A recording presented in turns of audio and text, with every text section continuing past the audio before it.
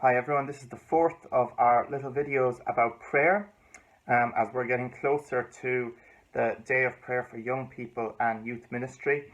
Just to say on that, that on Sunday evening at 7:30 there'll be a gathering for prayer on Zoom, as everything's on Zoom these days. And everyone is welcome if they'd like to join in that, whether you're a young person or you'd like to pray for young people. No one will be put on the spot to pray aloud. We'll follow a structure and it'll be done within an hour. That's at 7:30 on Sunday night on Zoom.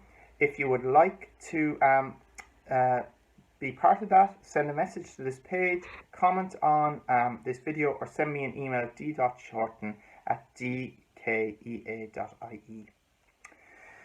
Today I want us just to think about ways of prayer. Okay, we've talked about different ways to remember who to pray for and things like that. But sometimes we can get very caught up in thinking that prayer is, just the words that we're going to say to God. And that is a very, very important part of prayer. But prayer is our whole relationship with God.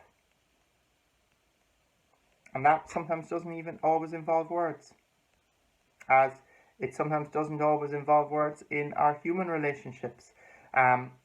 And you can imagine an elderly married couple who, are quite happy to just sit together. They're reading or they're watching something and they're not even talking. There's a happy silence there. And so words aren't always essential in our relationship with God at every moment. I can give you an example. In our house, Arthur, who's 3, is very proud that he made a Christmas craft of a wreath made out of paper at Christmas with his mum, and he's so happy that this is still up on whatever the start of February, whatever we're on at the moment, and it's stuck on the back of our sitting room door. And quite often he just wants to sit and look at it, and he says, "Oh, Mummy or Daddy, will you come and just sit with me and we'll look at the craft?" And we all just sit on the couch and we have a cuddle and we don't even talk, and it's just a happy moment. That's a picture of how comfortable our relationship with God should be. And God, of course, knows that we're all different, and He's created us in different ways, and so we can express ourselves to Him in different ways.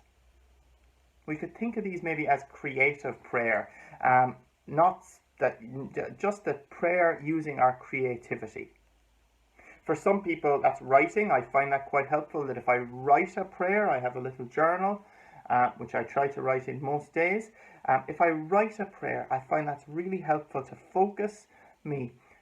My wife, and I know lots of other people, drawing or some sort of artistic expression is important for them. Music.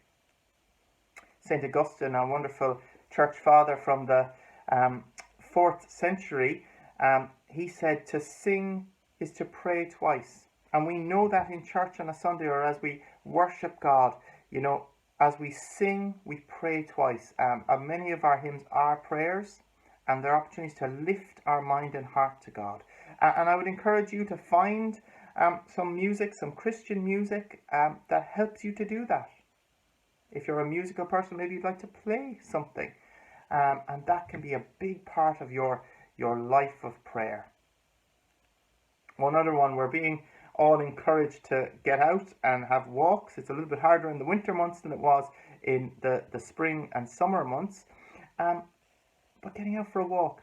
I find going for a walk as a wonderful time to pray. I have a friend of mine who says that he finds driving is a wonderful time to pray when he's stuck in traffic and things, but he always says he doesn't close his eyes.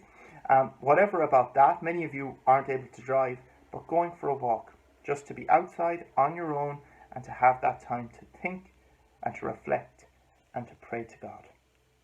Again, it's all about finding the way that works for you. We're all different. We're all created uniquely by God, and there's no one size fits all. Just try different ways, and most of all, as I've said this week, just do it.